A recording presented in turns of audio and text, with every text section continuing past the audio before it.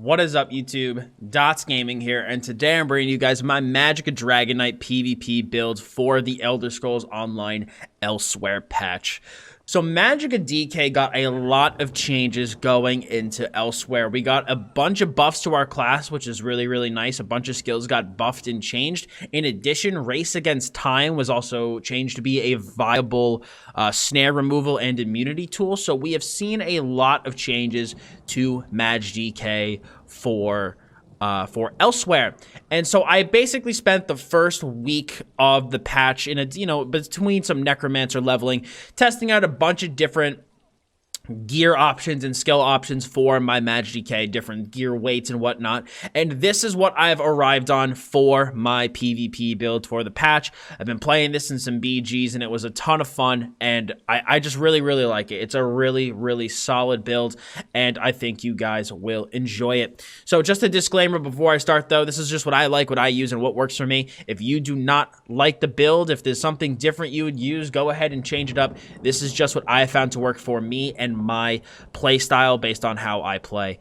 But the good thing about Magicka, I do just want to say, is that there are so many different viable combinations and things to use that you can really combine a wide variety of gear sets and be successful. Like I said, this is just what I chose to go with. So starting with our monster set, we are using, no surprise to anybody, Bloodspawn. When you take damage, you have a 6% chance to generate 14 ultimate, increase your physical resistance and spell resistance by 450 for 6 seconds. This can occur once every 6 seconds. This is the DK staple monster set, at least for me. I really like it on most of my MagDK and Stam DK builds. Shouldn't be a secret to anybody that I love Bloodspawn. It's just a really good set. I have used Scoria in the past, with some of my builds, and I don't really like it anymore. Ever since Scoria got changed with Elsweyr to have the reticle notifier thing, very similar to Meteor, I really don't like Scoria anymore. So I think if you want to use an offensive option, you'd be better off with something like Slimecraw. But for me, with the way I set up this build, I like to have Bloodspawn as my monster set. It just offers great sustain from the ultimate generation because of Battle Roar, as well as a ton of bonus resistances. So Bloodspawn is it's just my go-to. It's just always a really solid option. Our main 5-piece is a new set that came with Elsweyr, and that is Crafty Alfiq. So Crafty Alfiq is basically Magicka hulking Draugr. So it just gives a straight up Magicka across the board. Been really liking this set, man. Gives us a ton of additional damage on our character, as well as effectively more sustain. Because we have a much larger Magicka pool, we can cast a ton of spells without, before our Magicka pool begins to get low. So I've just really been liking this gear set for the build. It's just, I've just really been enjoying it. It's a really good addition, and as soon as I saw it on the patch notes, I knew that it was going to be a really solid option for MagDK, and it has not disappointed. And my second 5-piece, we are looking at Impreg. I really love Impregnable. It's still a really good gear set, even though it was nerfed a couple of patches ago to lose 500 crit resist. I still think it's a really solid set. The 2 through 4 piece is just great, giving you your tri-stats across the board. And then for our 5-piece, we get almost 2,000. What we get, if it's all golded out, you get 2,000 critical resistance. This is a huge amount of defense coming from Impreg. On all my builds that I've used Impreg, I've loved it. It just offers a ton of defense, especially right now. Crit damage and just damage in general, especially with the Race Against Time change. More people now have minor force on their characters. So crit damage right now is pretty high. So getting all of this bonus critical resistance from Impreg is really nice. Plus, like I said, getting all the health, stam, and Magicka just across the board helps nicely round off our resource pools really well. So that's why I chose Impreg. It's paired really well with Crafty Alfiq and Bloodspawn, and I've really been enjoying it. We are in light, though. We are in light, so we are in 5 light, 1 medium, and 1 heavy to maximize our resource pools. I have tried heavy armor this patch, and it just lacks a certain oomph that light armor brings. The light armor passives are just so good across the board. All the passives are really great, and I found more success building a little bit tankier in light armor than I have building a bit more offensive and heavy armor for me personally.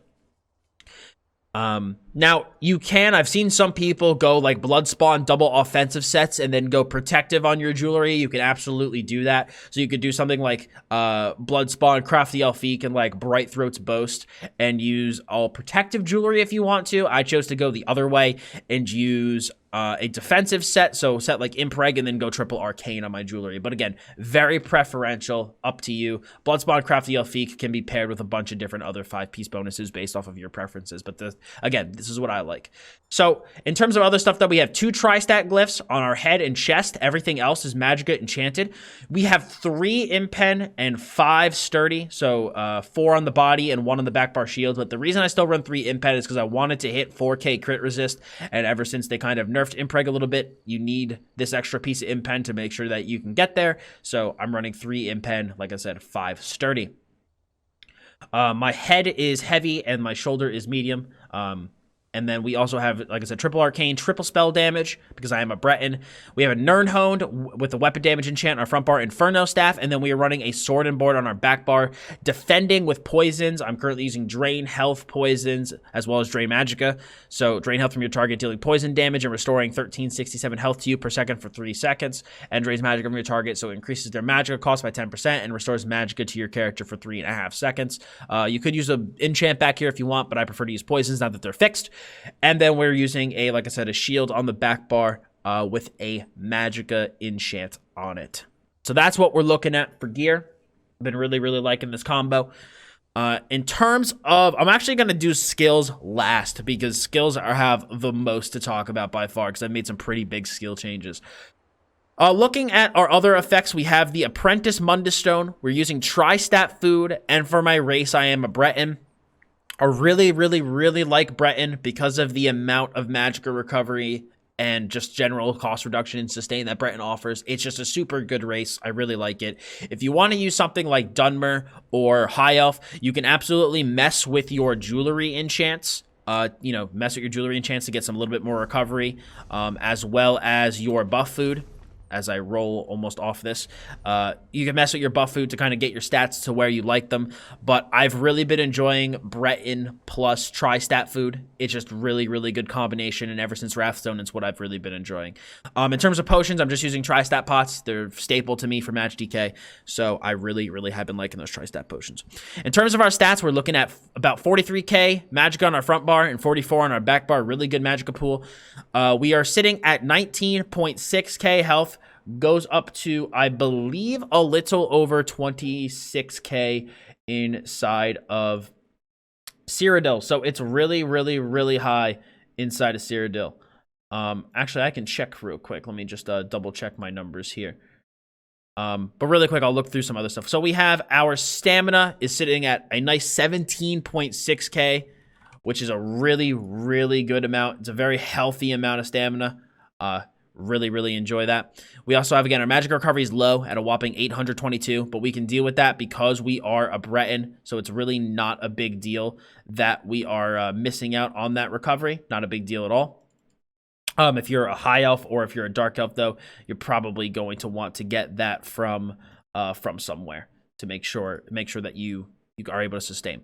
We also have about 2,300 spell damage. Really, really nice. We're sitting at 40% spell crit. Between light armor and major prophecy on our front bar, we have a very, very, very nice amount of spell crit, which adds a ton of damage to the build.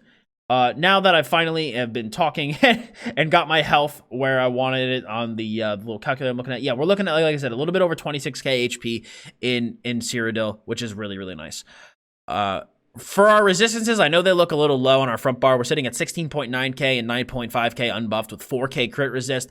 On our back bar, on the other hand, we're at 21.5k spell resistance and 14k physical resist. But when we buff, as that's the wrong buff, when we buff up, we are at 26.7k spell resist, 19.3k physical on the back bar, and then 22 spell resist on the front bar and 14.7 in terms of physical resist. But then you don't forget that Bloodspawn does proc, so we will be over the spell resist cap on our back bar, as well as at about 25k physical resist on our back bar, on top of our 4k crit resist, as well as another skill I have on my back bar, which is really going to help with damage reduction. So that's what we're looking at stat wise. In terms of champion points, I know I'm going out of order with the skills, but the skills are going to take me a while, so I want to cover them last. We have 32 in a Blessed, 48 in Elfborn, 64 in an Elemental Expert, 37 in a Spell Erosion, 66 in a Master at Arms, 23 into Thaumaturge, 61 into Ironclad, 53 into Resistant, 44 into Thick Skinned, 43 into Hardy, 37 into Elemental Defender, 32 into Quick Recovery, 66 into Warlord, 75 into Arcanist. You can probably move points out of here. I just always put 75 into Arcanist, but being that my Magicka recovery is pretty low anyway, you can probably move points out of Arcanist into other stars. 81 into Shadow Ward, and 48 into Tumbling. Keep in mind, CP is very customizable, very, very preferential. This is just what I like and what has worked for me. But you can always, again, kind of adjust this to your liking and to your needs. Now, let's get into skills. So this section is going to be a bit long. I've tested, there's been a lot of skill changes to DK in Elsweyr, so I'm going to cover a lot of different stuff I tried, my feelings on certain skills, etc. So the first thing that people are going to notice immediately, I'm still using Flame Lash. I am not using the new Molten Whip. I don't like the new Molten Whip for PvP, if I'm going to be honest. I really don't. It's really not for me. I very much prefer Flame Lash. So Flame Lash, for those of you who do not know, it's just direct damage. If you strike an enemy that is immobile or stunned, you set them off balance, and then targeting an off-balance enemy will turn this ability into Power Lash. So you'll do it at half cost, you'll deal extra damage, and give you an insanely strong hot over 2 seconds, and it's going to occur once every 3 seconds. I really still prefer Flame Lash over Molten Whip. Molten Whip, don't get me wrong, very, very good skill. Offers a ton of damage, gives a lot of great burst, but I don't like the playstyle that comes along with the new Molten Whip. It's a complete playstyle change for Magicka, and I do not enjoy it personally. You have to focus on stacking up Molten Whip very similarly to how Nightblade stack up Relentless Focus / Merciless Resolve. It completely changes the tempo of your gameplay and the flow of battle for Magicka, being that, you have to worry about getting those stacks stacked up, comboing into a CC to make sure that it actually lands, and, make sure that all those stacks don't get dodged. You can't also turn your offense into defense as much with Power Lash. If you go into somebody, right, you're hitting them for big damage and getting an insanely strong heal on your character at the same time, but with Molten Whip, that doesn't happen. So you can't be as aggressive with Molten Whip and kind of stay in the fight as long, because if you're taking some heat, you're going to need to crutch on Burning Embers more and Cauterize, as well as Coagulating Blood. And I found myself with Flame Lash, right? If I was taking a lot of damage, I can still go into somebody and still stay super offensive, because Flame Lash is going to keep me topped off. Burning Embers reapplication still going to keep me topped off. Those two skills combined will keep me super, super healed. But you're losing tooltip unbuffed, 15.5k. You're losing that. That's a lot of healing to lose. That's a lot, over 2 seconds. That is a lot of healing to lose. And so I found myself, when I was in a situation where I need to go defensive, I found myself needing to truly turtle a little bit more with Molten Whip than I used to with Flame Lash. And I personally played very poorly with Molten Whip. Don't get me wrong, I had a couple of really good meme 13k Molten Whips in Battlegrounds that, people whispered me, how the fuck you just hit me for 13k? That was ridiculous. And that was very fun. Don't get me wrong. That was fun, and those moments were really cool. But the new Molten Whip interferes with the way that Magicka plays a lot, and I just really prefer Flame Lash. Molten Whip it's a strong skill, but me personally, I don't think it is the end-all, be-all that a lot of people are making it out to be, and that it is just an option. It is something that you can use. If you want to build for Molten Whip, and if you like the Molten Whip playstyle, you can go ahead and absolutely play it. It's viable, but it's not the end-all, be-all. If you don't use it, you're crazy, like some people are making it out to be. Flame Lash is still viable and still very good, and I am still using it. But if you want to use Molten Whip, go ahead. You don't have to hate on me for using Flame Lash. I just still very much prefer it. We have Burning Embers, which is going to be instant damage, as well as a Dottz over 10 seconds. Heals for 81% of the total damage inflicted. Incredibly strong skill. Use it on every Magicka build.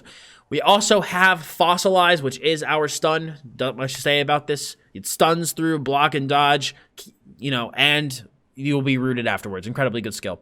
We also have Elemental Drain, which gives us our Major Breach, as well as Minor Magicka Steal, giving us 600 effective Magicka recovery. This is heavily tied into your sustain, so make sure you keep this applied at all times, and it is a huge part of your damage. We have Cauterize, which is a really, really nice hot on our character, as well as gaining Major Prophecy, and this ability does scale with our highest offensive stats. So you can take advantage of this now with as a stamina tune, but obviously we're Magicka here, but still really, really good skill. I have, the more I've used this, the more I love it, and it's just, to me, it is very integral to Magicka PvP. We also have Ferocious Leap. Ferocious Leap got a nice change coming into Elsweyr, where you can actually hit your leaps now. You move ridiculously fast, and your target gets a snare when you actually use Leap, so Leap will not miss constantly anymore. So Leap is a much more reliable ultimate, and I couldn't possibly have thought that I would have liked this skill more, but I do, and it's much more reliable now. We are now using Degen for our form of Major Sorcery. Not much has changed from that. From previous patches, Degen, again, staple form Major Sorcery. I don't like Structured Entropy because it makes my execute range larger, so I prefer to still use Degen. Plus, we are using a staff on the front bar for, Inferno staff gives us a ton of damage, and those light and heavy attacks will actually deal respectable damage, so they'll give us a pretty decent heal off of Degen. Engulfing Flames got a nice buff going into this patch. The initial hit getting a 200% buff. It also applies a really, really nice dot. And most importantly, afflicted enemies take 10% more damage from all fire attacks. So basically all of our big boy attacks are buffed by 10%. It's an incredibly good skill. We also have Coagulating Blood, which again got a nice buff coming into this patch. It's now actually worth the cost. So I find myself now, I still need to, you still use Coag as your emergency heal. You obviously still want to Crutch on Flame Lash, Embers, and Cauterize as your main forms of healing because of the fact that they are significantly cheaper. But Coag is now super worth it as your emergency heal because it got about a 19% buff, I think. So, it's not like clicking this feels like worthless anymore. It's actually a really, really nice heal. Volatile Armor is our Major Resolve and Ward, as well as gives us a dot on our opponent, so incredibly good skill. We are running Temporal Guard, mainly for the minor protection on the back bar. So on top of all those resists I talked about earlier, and being able to reliably block on our back bar with the amount of sturdy that we have, Temporal Guard gives us 8% damage reduction, just making us even tankier on that back bar. Finally, we have Protective Plate / Rates Against Time. I am not sold on what skill I want to use yet. I was a huge advocate of thinking that the wings change was not going to be that bad going into this patch. 50% damage reduction is a lot of damage reduction on top of all the other shit we have. That's a lot of damage to not take. I did not realize how much I would miss the Reflect. Wings is not, it's not as fun anymore. You know what I'm saying? It's not as fun, if that makes sense. It's just I chuck up wings and it's just another buff my character gets. It doesn't, it doesn't feel as impactful because I don't see those skills actually getting reflected off my character anymore. I don't hear that sound effect going off. So it's still good for reducing some of that damage taken. 50% damage reduction is very nice, but I objectively, if I'm just going to be honest, I don't like Reflective Plate as much anymore as I used to. And I am unsold on whether or not I want to continue to use Protective Plate or Race Against Time. I'd say if you want a more offensive option, use Race Against Time. The Major Expedition is super nice. So this is going to be your more offensive, more mobile option. And Protective Plate is going to be just straight up your more defensive option because of the amount of damage reduction you get from it. Like I said, I'm very unsold on which I want to use. I'm still personally testing this out. So I'd say just kind of test these out and use whichever one you want here. I don't think you can make a wrong choice here. Now, I know that those of you who watched my stream for the longest time saw me farming Rattle Cage for like 300 years and might be wondering why am I not using it. I did not think the new Dragonfire scale in outnumbered gameplay was as nearly as impactful as I expected it to be. It felt... I feel like after using it, that don't get me wrong, for duels or 1v1s, oh man, it would be incredibly strong against the right opponent. But to me, it just wasn't... I think I was a little more hyped up for it than I expected. I used it, and it just didn't feel as good as I would have liked. Again, that is just me personally. I wasn't as big of a fan. I know a couple other people who agree with me. I'd rather get a 5-piece bonus and just use Degen and Protective Plate or Race Against Time instead of you know, basically losing a 5-piece to get my major sorcery off my 5-piece and use Race Against Time and DFS. It just wasn't as enjoyable for me as I would have expected, and I immediately, as I started using it, was like, I don't really like this. So that's kind of what was happening with skills. If you want to use this build in a group gameplay setting, the changes that I would recommend personally: Unrelenting Grip in for Fossilize. Unrelenting Grip is super nice for group gameplay. Being able to pull someone into your group is insane. Helps pick out targets. It's really, really good. I'd recommend taking out Burning Embers for Burning Talons. Burning Talons also got a little bit of a buff going into this patch, and you also get the Ignite synergy. So if someone in your group is wearing Vicious Death and Harmony, this thing will hit like an absolute bus. And then finally, for your back bar ultimate, you're going to want to take out Temporal Guard and use Shifting Standard for the Major Defile, as well as the Shackle synergy, as well as being able to move this around. So these are the changes I personally make for group gameplay. Again, you'll have a healer in your group anyway, so you won't need the heal for Burning Embers as much. Plus, I'd rather get the AoE root plus the synergy, better for group gameplay. So those are the changes I make for a group environment. In terms of rotation, people always ask me about rotations and stuff. Magicka is the epitome of maintain your buffs and debuffs for PvP. That is literally what the class is. That is, if you can... Magicka taught me buff and debuff maintenance so well because that's how you find success. You know, you want to maintain your volatile armor, maintain your engulfing flames on your target, maintain degeneration on your target, maintain cauterize on yourself at all times, maintain elemental drain on your target, maintain burning embers on your target. It's a lot of buff maintenance. It's a lot of buff maintenance. So you want to make sure that you maintain those buffs on yourself and those debuffs on your opponents to make sure that you're dealing as much damage and are as tanky as physically possible. Then, when you have the opportunity, hit them with the Fossilize, go into a Flame Lash. Now, if they come out of the Fossilize, a lot of times people are going to instinctively roll dodge, so you don't maybe always Power Lash immediately after that Fossilize. You could Fossilize, hit them with the Flame Lash, okay? You could always go in for a leap after that and then Power Lash after the leap, or you could just fill the global after Fossilize with something else. So you could do maybe Fossilize, Burning Embers, and then into Power Lash. You know, so at least if they dodge roll, they're only dodging the Burning Embers reapplication, not your Power Lash that you just tried to get. But that's the main thing, man. That's the main thing with Magicka that I want to just stress. It's the basic way to play it is just really, really focus on your buff and debuff maintenance. Don't block on your front bar too much. It's an Inferno staff. Your stamina will get shredded. So if you're in a pinch and really need to go to heal yourself, go to your back bar and block back here. You have a ton of block cost reduction on this back bar. You also get the really nice shield from having Temporal Guard slotted, as well as your minor protection. So this is where you're going to want to sit if you're being defensive. Use your coag to heal you back up, and then swap and go back offensive again. And remember, with this build, your offense is your defense. So Power Lash, really strong hot. If you're taking a lot of heat, you can stun someone with Fossilize, Power Lash them, and that's going to give you a really, really nice heal. Reapply Burning Embers as well. Cauterize as well as another hot.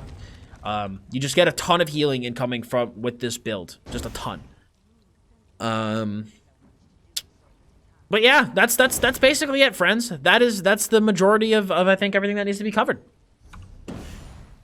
If you guys like the build though, please feel free to leave a like on it. Really appreciate that. If you have any comments about why I'm using, questions I mean, about why I'm using certain things and any thoughts about my setup, feel free to leave a comment below. Please be civil though. I know that people feel strongly about their builds, but please be civil. This is just what I like and what I prefer. But if you want to, you know, leave some comments about what you think, I'd appreciate that if you left a nice comment below. And for more great ESO content, please hit that sub button as well as hit the bell to keep notifications on. And I will be posting more PvP montages soon. I have not posted a PvP montage in a long time, and because I've been doing like just ass loads of guides, and I really do miss posting montages. So I'm going to be working really hard on trying to get more montage footage for you guys and upload those onto YouTube. But I really hope you guys enjoyed this build video. This is the build I will be using for the Elsweyr patch myself, and it's been a lot of fun so far. And I can't wait for all the fun times we have ahead on this build. So thank you all so much for watching. I really hope you enjoyed this video today. Really appreciate it. As always, I'm Dottz Gaming, and I'll see you all in the next video.